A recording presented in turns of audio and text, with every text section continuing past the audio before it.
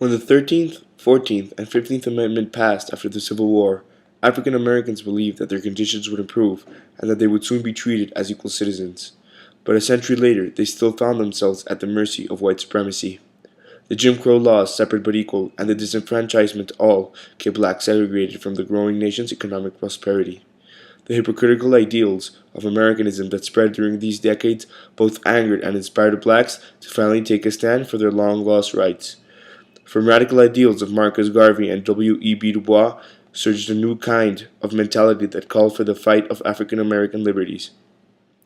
Leaders arose like Martin Luther King Jr. and John Lewis, who developed a passive movement that pursued peaceful means to gain their rights.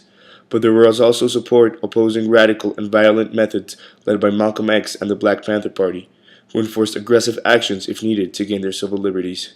Either way, both sides fought for the same desire of freedom that had been called for by the black race for centuries.